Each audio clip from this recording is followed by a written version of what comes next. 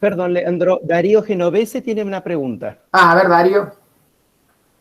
¿Cómo les va? Disculpe, me pasó que se me cayó la conexión y me perdí el inicio. Entonces, cuando volví a entrar, como que no me animaba a retomar.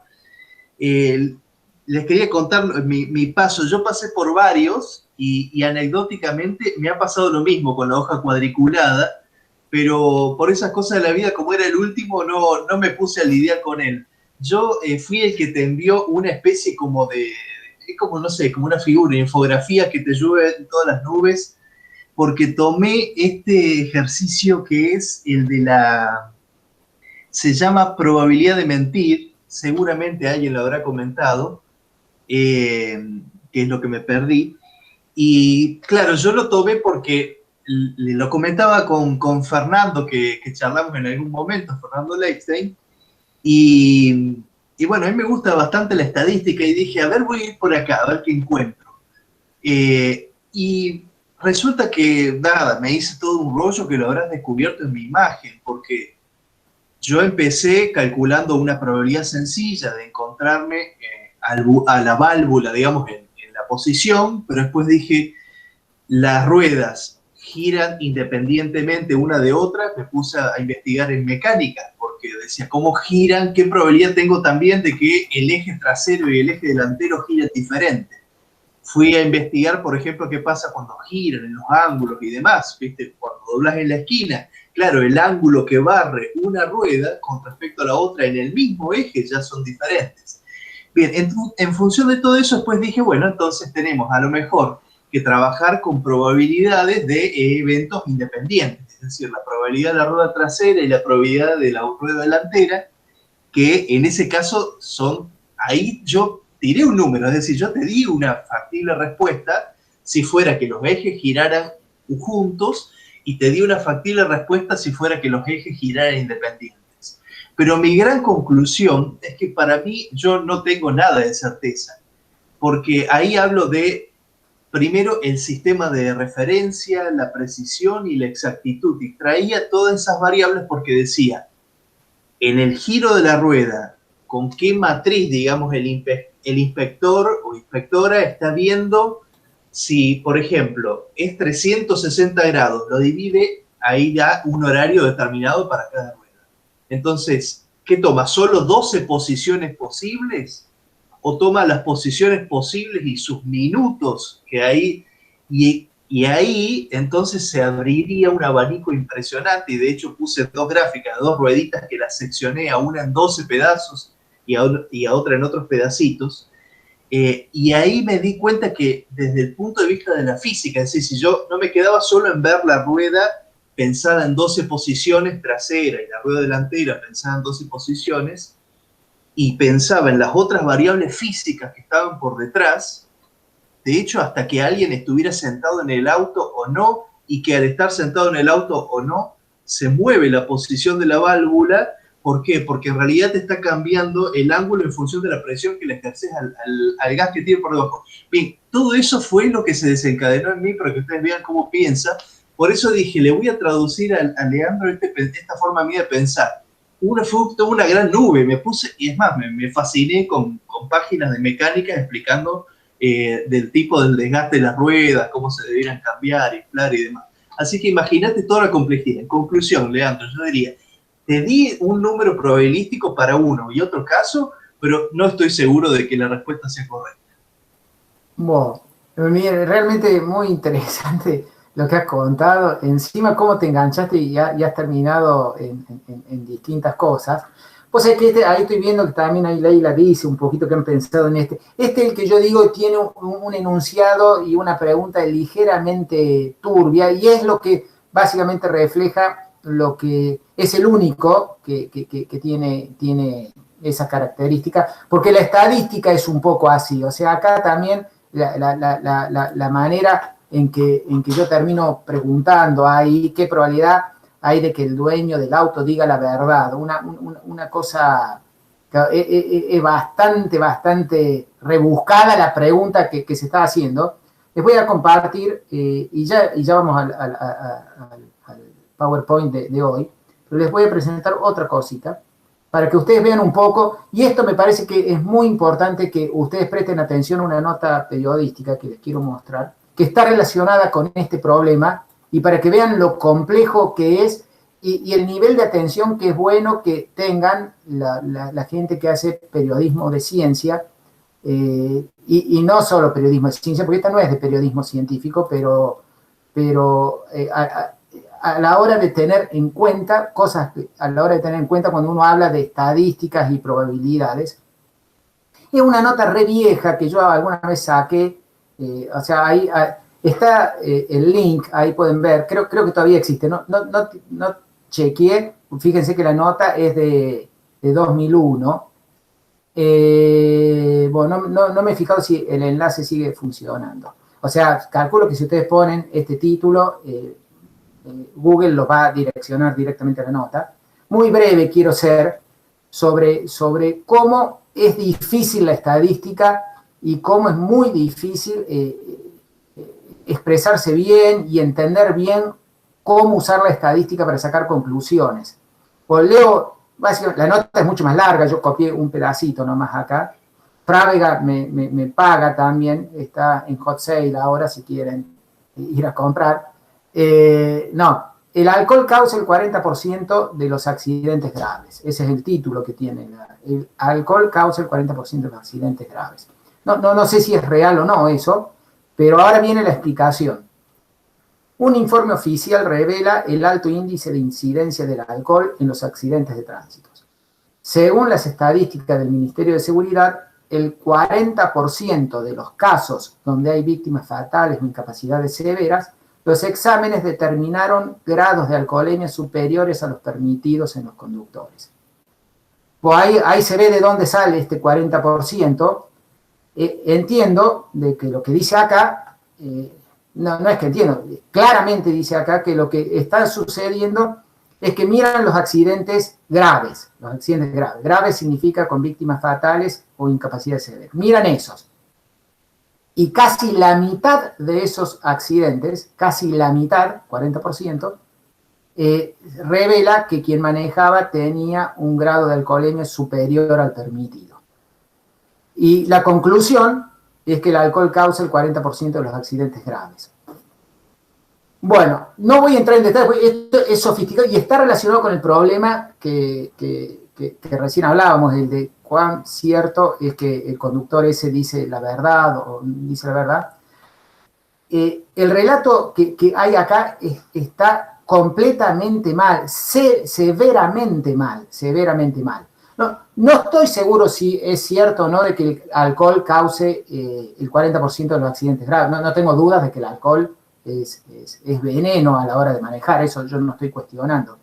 Pero les voy a volver a leer el informe que está, estos 5 primeros renglones, los voy a volver a leer, pero voy a cambiar un cachito la redacción, préstenme atención a lo que voy a leer.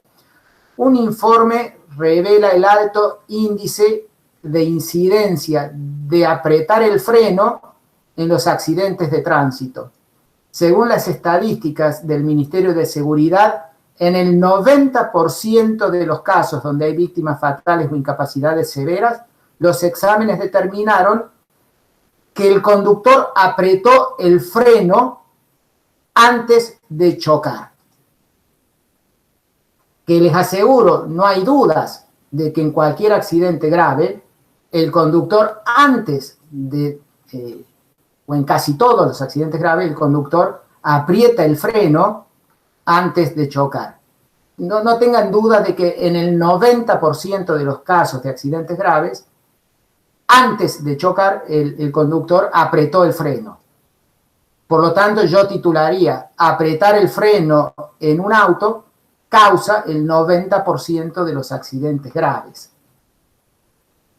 Bueno, eso revela la gravedad de mal que está en la deducción. Posiblemente es verdad de que en el 40% donde hay víctimas fatales el nivel de alcoholemia es alto. También es posible que casualmente el 40% de los accidentes graves es producido por el alcohol, capaz que también, pero no hay conexión entre estos dos datos, no hay la más mínima conexión, no hay relación. Saber hacer correctamente estadística es un desafío muy, muy importante. Entonces, para prestar, muchos de ustedes vienen de ciencias en donde la estadística juega un rol muy relevante y creo que no tienen duda de que lo que yo estoy diciendo lo han discutido cuando han estudiado el método científico. Bueno, en fin, un poco relacionado, me hiciste acordar cuando hablaba un poquito de todo lo que te hizo pensar el problema de la estadística. Bueno, no sé si a alguien le quedó alguna duda, ahí dejé de compartir, si alguien quiere decir algo sobre esa deducción, en donde, bueno, y si no, yo empiezo con la presentación de hoy, donde quiero hablar un cachito de matemática, es un PowerPoint muy cortito, en donde les quiero que leamos juntos algunas definiciones de matemática. Bueno, ¿les parece que arranquemos? Si hubiéramos estado en el FAMAF, capaz que hubiera habido un recreo, en donde todos íbamos a tomar un café, pero bueno, yo ya tengo acá mi mate, así que calculo que muchos de ustedes están con el mate o el café. Mira, ahí lo veo a Darío con su café, o té, no sé qué tal estoy tomando. Bueno, entonces les parece que vamos a lo que quería charlar hoy. Sí, después si no hay preguntas, Leandro, así que puedes exponer tranquilo. Bueno, dale, vamos.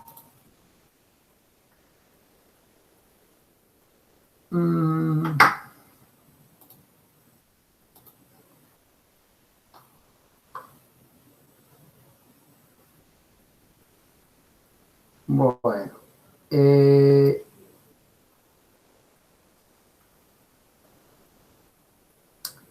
Bueno, lo que quiero aquí es contar un poquito sobre qué es la matemática y hacer énfasis sobre este grado de certeza, que es lo que yo estoy tratando de focalizar, y para contrastar con el resto de las ciencias, he traído acá para que leamos juntos y lo podemos ir haciendo tranquilamente.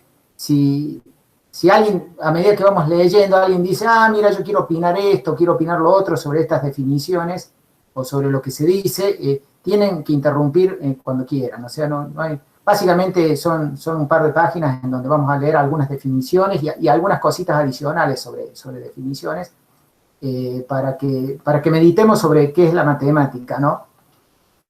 Bueno, primero, qué sé yo, medio casi que por una obligación, no tiene la más mínima relevancia la definición que dé la Real Academia Española de qué es la matemática. La he puesto ahí como por decir, por si estoy haciendo un listado de definiciones, no comerme esa definición, pero bueno, una definición que me parece que no la estoy criticando de ninguna manera, pero no es en lo que yo quiero que nos concentremos más a leer. Así que paso directamente a la definición de la Enciclopedia Británica. La Enciclopedia Británica, bueno, en contraste con Wikipedia, tiene autores detallados, por eso los he puesto. El primero es el principal de los autores de esta definición. Bueno, leamos: matemática, la ciencia de la estructura, el orden y la relación que ha evolucionado a partir de prácticas elementales como contar, medir y describir las formas en los objetos. Acá yo haría énfasis en que la Enciclopedia Británica la describe como ciencia a matemática, ¿no? Es común que, sobre todo en científicos de otras ciencias duras que no son matemática, les parece que no está bien encuadrar la matemática dentro del rango de ciencia por no seguir el método científico, que voy a hablar un poquito más adelante. Pero bueno, para quienes han escuchado de que la matemática no es una ciencia, yo no digo que sea ciencia o no tengo autoridad para terminar de hacer una sentencia así. Rescato acá que la Enciclopedia Británica dice que sí es una ciencia, la pone dentro de las ciencias. En ella se trabaja con el razonamiento lógico y el cálculo cuantitativo, y su desarrollo ha incorporado un creciente grado de idealización y abstracción de su objeto de estudio. Desde el siglo XVII, la matemática ha sido un complemento indispensable de las ciencias físicas y la tecnología, y en tiempos más recientes ha asumido un papel similar en los aspectos cuantitativos de la ciencia de la vida. Quizá acá faltaría agregar que también se ha metido mucho en aspectos cuantitativos de las ciencias sociales. Revisé Británica si hubiera cambiado esto está tal cual, lo he revisado hoy, porque esto yo lo tengo medio copiado de hace tiempo, pero también no menciona en esta primera parte de la Enciclopedia Británica las ciencias sociales. Bueno, insisto, son libres de interrumpir cuando quieran. Yo sigo, mientras no me interrumpen, yo sigo. Bueno, acá me voy a Wikipedia. Bueno, copié más, o sea, de Británica copié medio poquito, de Wikipedia copié un poco más, así que lo dividí en dos partes. Está bueno lo de Wikipedia porque cada 2 años aparece la nueva cohorte y discutimos esto. Entonces tengo que revisar en Wikipedia los cambios que ha habido en Wikipedia. O sea, Wikipedia es sumamente dinámica y cambia. En rojo está lo que aprendieron los de la cohorte anterior que decía Wikipedia. No dice más lo que está en rojo. Wikipedia decía las cosas en rojo, ahora no dice más. Va cambiando muy dinámicamente lo que dice él. Pero no dice qué es la matemática ahora. Antes decía, matemática es el estudio de temas que abarcan la cantidad, la estructura, espacio y cambio. Eso decía, es. Ahora dice, incluye, ¿no? No hay la palabra ciencia, acá no dice ni que diga es la ciencia que incluye, en fin. Dice, no hay una definición aceptada por una mayoría. Eso dice Wikipedia en este momento. Insisto, esta es una traducción mía de Wikipedia en inglés. Decía, hay diversos puntos de vista entre los matemáticos y los filósofos en cuanto al preciso alcance y definición de la matemática. Decía eso, curioso de que lo que decía hace 2 años incluía autoridad a los filósofos de hablar sobre cuál es la definición de la matemática. No lo critico, digo como para reflexionar. Ojo, el Wikipedia en inglés de hace 2 años era un Wikipedia ultra madurado, no es que hacía 3 días que lo habían escrito, era algo sumamente madurado y que estaba escrito sumamente consolidado, que ahora se ve que han decidido borrarlo. Alguien decidió borrarlo y cambiarlo, pero como profundo de que pareciera de que autores muy especialistas, esto no lo escribe cualquiera, ¿no? Incluía a los filósofos con autoridad para definir matemática. Creo que luego no hay más cambios de la última vez que hablamos. Los matemáticos, sigue sin hablar de definición ni la clasifica como ciencia. Los matemáticos buscan patrones y los usan para formular nuevas conjeturas. Ellos determinan la veracidad o falsedad de conjeturas a través de demostraciones matemáticas. Lo de negrita y colores es mío, aclaro, no es que Wikipedia lo ponga en color. Cuando una estructura matemática es un buen modelo de un fenómeno real, hace un ratito hablamos de eso, entonces el razonamiento matemático brinda comprensión o predicciones sobre la naturaleza. A través del uso de la abstracción y la lógica, la matemática se ha desarrollado a partir de contar, calcular, medir y estudiar sistemáticamente las formas y movimientos de los objetos físicos. Ese párrafo muy parecido al de Británica. El trabajo que se requiere para resolver problemas matemáticos puede tomar años o incluso siglos de investigación sostenida. Algo de esto vamos a hablar cuando veamos los problemas trascendentes la semana que viene, sobre problemas que tardan años o incluso siglos en ser resueltos. Bueno, sigue Wikipedia. Los argumentos rigurosos aparecieron por primera vez en la antigua Grecia, de manera más notable en el libro Elementos de Euclides, hacia el año 300 a.C. Desde el trabajo pionero de Peano y Hilbert y otros sobre sistemas axiomáticos a fines del siglo XIX, se ve a la investigación matemática como la que establece la verdad mediante la deducción rigurosa a partir de axiomas y definiciones adecuadas.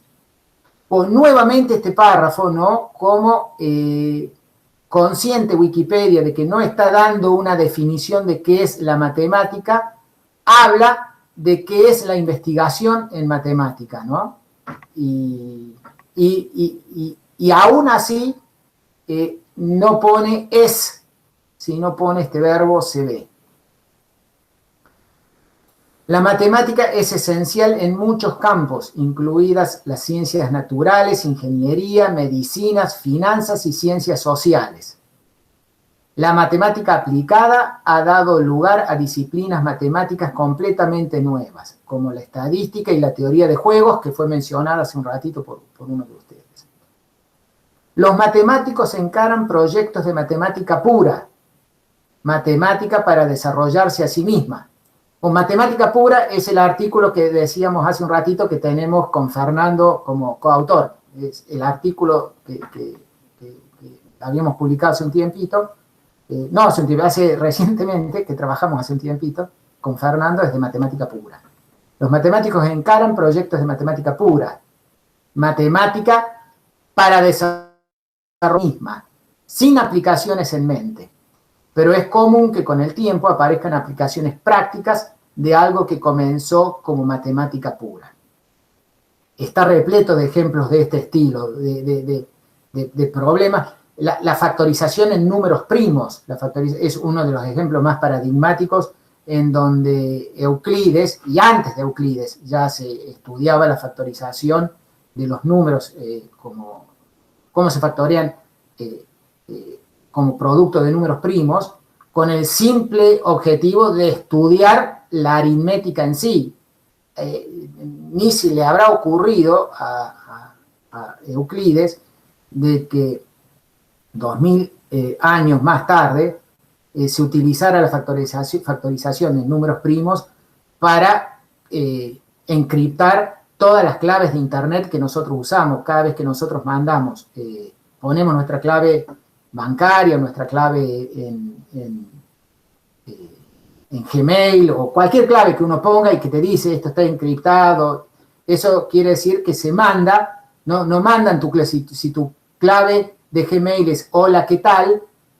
Lo que se envía electrónicamente no es hola, ¿qué tal? Sino es una encriptación del hola, ¿qué tal? Y eso todo el mundo puede leerlo, o sea, cualquier persona que sepa un poco de computación podría leer lo que vos pusiste en tu password, que no es hola, ¿qué tal? Porque ahora se transformó. Ahí acabo de admitir a alguien que me pidió admisión. Se encripta de una moda, o sea, la gente podría leer la encriptación, que yo te voy a decir así metafóricamente, el hola, ¿qué tal? Se encriptó, ¿qué tal hola? Se encriptó así. En vez de hola, ¿qué tal? Se encriptó ¿qué tal hola? Y entonces mucha gente puede leer el ¿qué tal hola? Lo que pasa es que no puede deducir del ¿qué tal hola? Deducir el hola, ¿qué tal? Y no lo puede deducir gracias a que está encriptado con un método que utiliza números primos que está basado en lo enormemente difícil que es factorear como producto de números primos números que sean muy grandes. No sé si alguno de ustedes alguna vez ha factoreado su propio DNI como producto de números primos. Calculo que sí, porque no sé cómo alguien puede vivir sin saber cuál es la factorización de su DNI como números primos. Yo creo que es lo esencial que hay que hacer para poder sobrevivir. Sospecho que todos los deben haber hecho, y cuando lo hayan hecho habrán descubierto lo difícil que es factorear el número de documento propio como producto de números primos. Bueno, gracias a lo difícil que es que se encripta así las claves por Internet. Bueno, un ejemplo de matemática pura que hacían en la antigua Grecia y que hoy tiene aplicaciones importantísimas. Bueno, muy bien. Pues ahí creo que yo corté con las definiciones así media formales de lo que es la matemática, y hay un librito que alguna vez alguien me decía, todo matemático tiene que leer, parte de este libro. El libro se llama ¿Qué es la matemática?, de Curran y Robbins, bueno, ambos dos científicos destacadísimos. Y bueno, acá un poco más poético sobre qué es la matemática. Es un libro, en principio, así de divulgación, tipo los libros de Paenza, pero en verdad es de divulgación para matemáticos. Es muy duro leerlo, es bravo, es muy bueno matemáticamente este libro, y apunta a un sector de la sociedad que sabe matemática. Lo de Paenza es mucho más plural, más popular, ¿no? Bueno, leo lo que dice acá: la matemática, como una expresión de la mente humana, refleja la voluntad activa, la razón contemplativa y el deseo de perfección estética. Bueno, incluye esto que no había estado en ninguno de los lugares anteriores, la estética en las soluciones. Sus elementos básicos son la lógica e intuición, análisis y construcción, generalidad y particularidad. Aunque diversas tradiciones han destacado aspectos diferentes, es únicamente el juego de estas fuerzas opuestas y la lucha por su síntesis lo que constituye la vida, la utilidad y el supremo valor de la ciencia matemática. La historia de la matemática comienza en Oriente, donde hacia el año 2000 a.C., los babilonios poseían una gran cantidad de material que podría ser clasificado hoy como perteneciente al álgebra elemental. Pero como ciencia, repito que anteriormente decía la historia de la matemática comienza en Oriente, y acá te aclara, pero como ciencia, que ya había dicho arriba de que lo consideraba ciencia, en el sentido moderno, la matemática aparece más tarde en Grecia, entre los siglos 5 y 4 antes de Cristo. Esto es bastante previo a Euclides, que recién lo mencioné. Ya ahora les muestro un cuadrito. Vos sigue hablando Curran y Robbins, y luego dice: la tendencia axiomático-deductiva de la matemática tiene origen en los tiempos de Eudoxio y se terminó cristalizando en el libro Los elementos de Euclides. Bueno, este libro, Los elementos, tiene una relevancia central como nacimiento de la matemática como ciencia escrita, ¿no? Que es posterior a... Esta es la zona más bien de Pitágoras y Platón. Esto es posterior, un poquito, 100 y pico, 200 años después. Ahora les muestro un cuadrito. Bueno, entonces les quiero contar lo que dice Robin Hartshorne, que es un geómetra actual, destacadísimo, hace geometría algebraica, y un párrafo que está incluido en el libro Geometría, Euclides y más allá, me parece que remedando un poquito Toy Story. Bueno, es encantador leerlo, a mí me gusta mucho, y da para reflexionar algunas cosas. En la antigua Grecia, poco después de Platón, pero antes de Arquímedes, un hombre llamado Euclides escribió Los elementos, reuniendo y mejorando el trabajo de sus predecesores Pitágoras, Téteto y Eudoxio, transformándolo en una obra magnífica que pronto se convirtió en el estándar de geometría en el mundo clásico. Con la decadencia de las grandes civilizaciones de Atenas y Roma, el libro se trasladó hacia el este, al centro de aprendizaje árabe en la corte de los califas de Bagdad. A finales de la Edad Media se tradujo del árabe al latín, y desde el Renacimiento no solo ha sido el libro de texto más utilizado en el mundo, sino que ha tenido una influencia como modelo del pensamiento científico que se extiende mucho más allá de los alcances de la geometría. Por la relevancia que tiene este libro, Los elementos. Hoy, aunque pocas escuelas usan el texto original de Euclides, los contenidos de geometría típicos de la educación secundaria son casi los mismos que enseñaba Euclides 2300 años atrás. como les decía yo, acá voy encaminándome un poquito a confrontar la matemática con las otras ciencias. La realidad de este último párrafo es una verdad. Los temas que se enseñan en geometría de secundario, o que se deberían enseñar más en las escuelas de secundario, son exactamente los mismos que Euclides enseñaba hace más de 2000 años en sus propias escuelas, ¿no? Es algo distintivo de la matemática. No pasa eso con las demás ciencias, ¿no? Lo que se enseña como primeros pasos en las ciencias ha ido evolucionando muchísimo, no en matemática. Digamos, los ladrillos fundamentales en el aprendizaje de matemática son los mismos ladrillos que existían hace 2000 años. Y esto da para reflexionar, y quizás alguna reflexión media apresurada, podríamos uno decir, uy, qué atrasado que está la currícula en matemática, y no es así, es una característica de la matemática, ¿no? No es que no nos hemos ayornado a lo que deberíamos estar enseñando. Que eso también puede pasar, pero no digo de que eso uno lo deduzca de este párrafo que habla Harshon en su libro de geometría. Este libro de geometría del que estoy hablando es un libro escrito en lenguaje moderno, en el que el autor dice: te voy a ayudar a leer los elementos de Euclides, porque es un libro muy difícil de leer actualmente, es complicado de leerlo, está accesible en internet, es difícil de leerlo, entonces Harshon dice: te voy a ayudar a leerlo y te voy a acompañar a leerlo. Así que para leer mi libro te recomiendo que bajes de internet una copia de los elementos de Euclides y los vamos a ir leyendo juntos. Es extraordinario el libro. Por supuesto, está apuntado a gente que quiere estudiar matemáticas, no popular, así como sería un escrito de Paenza. Bueno,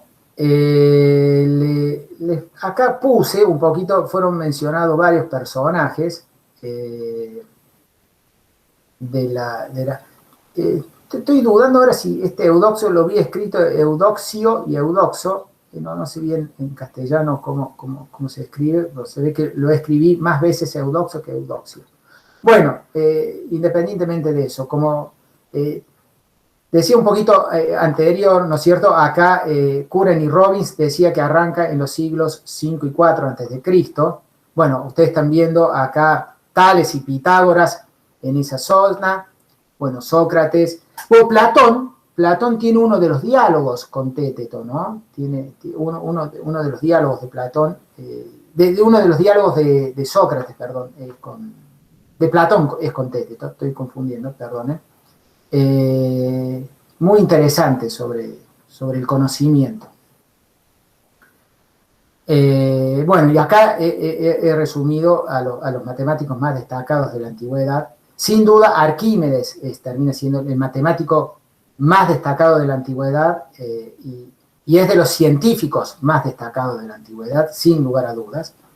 Un poquito lo que aportan cada uno. Ya con Pitágoras, bueno, uno conocía el teorema de Pitágoras y entonces uno ya sabía de que las diagonales del cuadrado son números irracionales, que no son conmensurables con los lados del cuadrado. Y si alguien tiene duda, lo que estoy diciendo es ligeramente técnico, me pregunta, pero bueno, ya en la época de Pitágoras se sabía que los números naturales y los números racionales no describían todo, pero se sospechaba que lo que le sucedía a la diagonal del cuadrado, que mide la raíz cuadrada de 2, cuando el cuadrado tiene lado 1, era algo medio excepcional, era algo medio raro. Bueno, Téteto es de los que descubre de que no es algo excepcional, pasa permanentemente, que la enorme mayoría de las diagonales de los rectángulos con lados enteros miden números irracionales y que los irracionales son tan presentes como los números racionales. Los racionales son los que son cocientes de dos enteros, ¿no? y los irracionales son los que no son cocientes de dos enteros. Bueno, y Téteto también es el que descubre los signos. Ya un poquito más adelante les muestro los sólidos platónicos. Bueno, Eudoxo, creo que después de Arquímedes, es el matemático más destacado de la antigüedad. Euclides es maravilloso, la obra que escribe, pero no es tan destacado como matemático en sí. O sea, es como en descubrimiento. Lo que tiene Euclides destacadísimo es lograr reunir los conocimientos de la antigüedad y sentar las bases de la matemática axiomática de hoy en día. Pero Eudoxo es como que, por decir, es precursor del cálculo infinitesimal, es de los primeros que empieza a hablar sobre que en la geometría hay que incluir variables continuas y no estar salteando de racionales entre racionales. Bueno, y Arquímedes, un monstruo, o sea, es quien calcula con precisión, entre miles de otras cosas, los dígitos de pi ya hacia el año 200 a.C., ¿no? Bueno, paso un poquito a hablar de matemática versus el método científico. La mayoría de ustedes saben mucho mejor que yo qué es el método científico, en donde no lo digo de falsa humildad. Sé poco del método científico porque la matemática no usa el método científico, pero entonces no escribí muy poquito como para hacer un contraste. El método científico, por supuesto, lo central es la observación sistemática, la medición y la experimentación. Luego de eso, hacer una hipótesis, formularla a través de lo que has observado, de lo que has experimentado, y luego viene la etapa de verificación, que es una etapa que es la de validación de lo que formulas. La formulación es justamente la penicilina mata, no sé, el estreptococo, no sé bien cuál es lo que mata la penicilina, aparece la formulación, y luego viene la etapa de verificación, que en una de esas uno descubre de que no era esa bacteria, sino que es la otra, o reajusta la formulación. Bueno, eso es el método científico. Una frase que alguna vez escuché, me gusta mucho, es como que en el método científico, los científicos buscan que la realidad se exprese, ¿no? Es el ABC del método científico. Bueno, en matemática, las afirmaciones verdaderas se le llama teorema. Tiene una palabra sumamente rimbombante para describirlo porque son verdades incuestionables, absolutas. Y se establecen no a través de una verificación estadística. No, esto es contraste con esto. No es así. Es cierto de que la matemática tiene una formulación, o sea, y la formulación proviene de cierto tipo de observaciones y experimentaciones. Eso sí, la formulación. Pero luego la verificación es a través de demostraciones matemáticas. Es lo que ha sido clásicamente. Esta parte podría ser hoy un poco cuestionada por la enorme relevancia que tiene ciertas verificaciones experimentales a través de la computación. Es algo muy moderno esto, pero es cierto de que pasa a ser una matemática, por decir, estadística. Es una matemática cuya validación se hace de un modo estadístico. Pero no es el concepto clásico de la matemática en donde las verdades se justifican a través de demostraciones matemáticas rigurosas. Una demostración matemática, acá voy mi segundo punto, por lo relevante que es en el párrafo anterior, consiste en un argumento deductivo por el cual se obtiene lo afirmado a partir de teoremas que ya hemos demostrado o de verdades asumidas, que son las que se llaman axiomas. Y son verdades asumidas porque tenemos ganas de asumir esas verdades y se las califica como verdades asumidas, o tal vez porque en cierto sentido las consideramos evidentes. Entonces, pero independientemente de que las consideremos evidentes o de prepo, tenemos claro de que estas son las verdades que asumimos, que no vamos a cuestionar su justificación, son las acertadas, se llaman axiomas en contraste con los teoremas, porque son verdades, pero son asumidas, se llaman axiomas, y a partir de ellos empezamos a demostrar los teoremas, y todos los teoremas se constituyen en un argumento deductivo, utilizando las verdades asumidas, los axiomas, o utilizando las verdades ya demostradas, que son teoremas. Muy bien. Voy relojeando a ver si alguien me dice algo en el chat. Bueno, muy bien. Les muestro acá un poco alguna comparación. Recién destacaba este rol en el método científico, ¿no? Observación sistemática, experimentación, formulación y verificación. Bueno, acá rescaté dos leyes importantísimas de Newton, que dicen, la primera, bueno, dice cómo es que cambia. La segunda ley casi no tiene sentido sin describir la primera ley, en donde en el fondo está definiendo qué es una fuerza. La primera ley de Newton básicamente define qué significa fuerza. Bueno, me la salté, asumamos que todos entendemos lo que es una fuerza.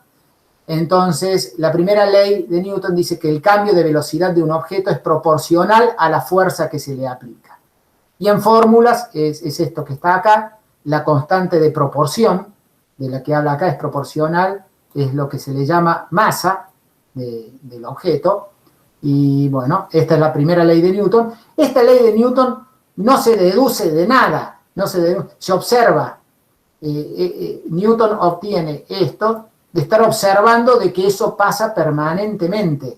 Miles de experiencias distintas recolectaba Newton de científicos anteriores a él, en donde hacían tablas de datos eternas, y de mirar de esas tablas de datos, él termina llegando a la conclusión, y luego de experimentos que hace Newton, de que esta es la verdad de la física.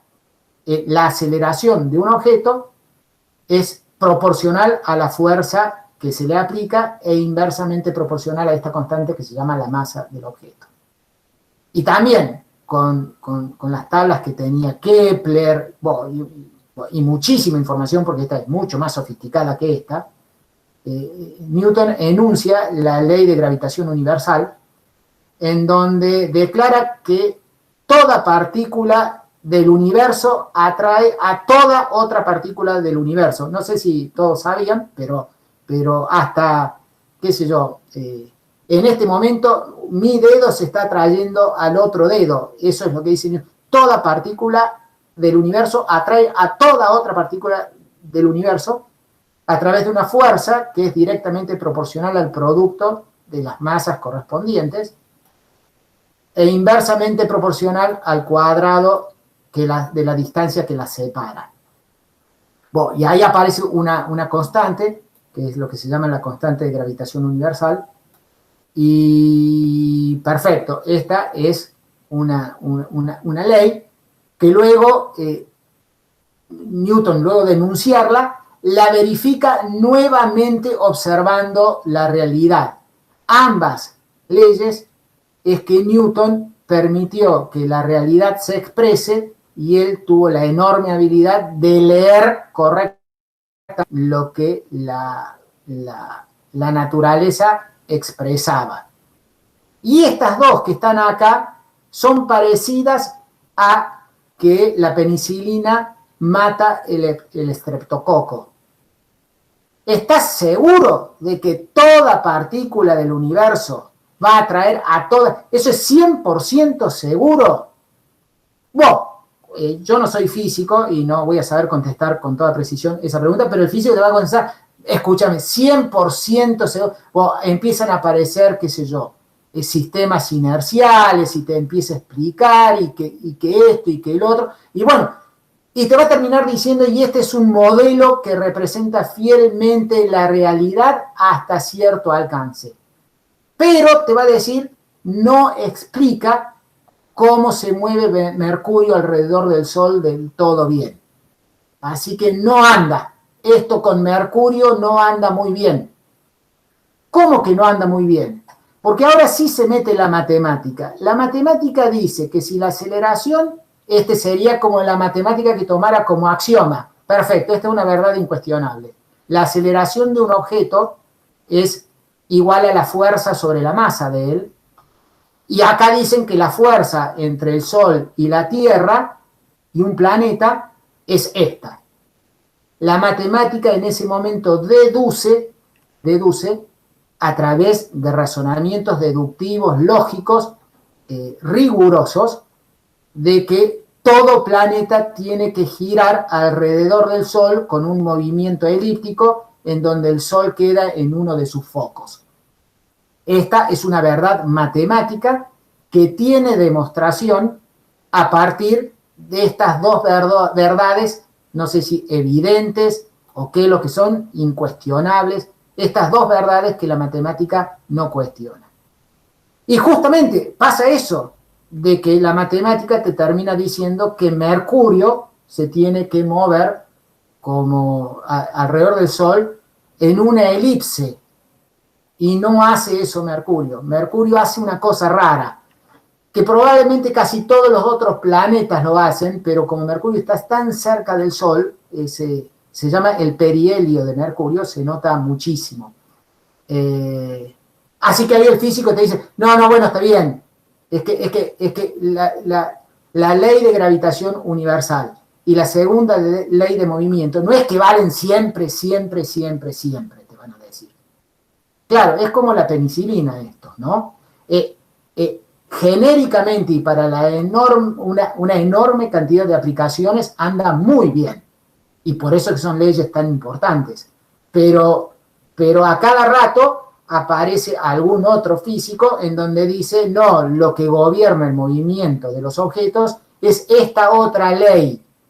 Y es medio lo que pasa cuando Einstein termina explicando el perihelio de Mercurio con una nueva teoría y con nuevas leyes que gobiernan el movimiento. Bueno, no hablo mucho porque no sé suficiente, entonces, pero lo que les describo, esto describe muy bien un poco el interjuego entre las ciencias clásicas y la matemática, ¿no? Muy bien. Y termino diciendo, así como estoy diciendo, estas leyes de Newton ¿valen siempre o casi siempre? Y les estoy machacando sobre el siempre y casi siempre acá. Les machaco acá. Esta sí vale siempre. En esta podés apostar lo que quieras. Siempre vale que no los planetas que giran alrededor del Sol. Lo que vale siempre es que si estas dos verdades son verdades, si estas dos afirmaciones son verdades, sí o sí nos movemos en un movimiento elíptico. No hay dudas, ese es 100% garantizado. Y si vos descubrís que hay un planeta que no se mueve en una órbita elíptica, bueno, no es culpa de la matemática, es culpa de que estas leyes no están bien. ¿Estamos? La verdad que está enunciada acá es completamente absoluta.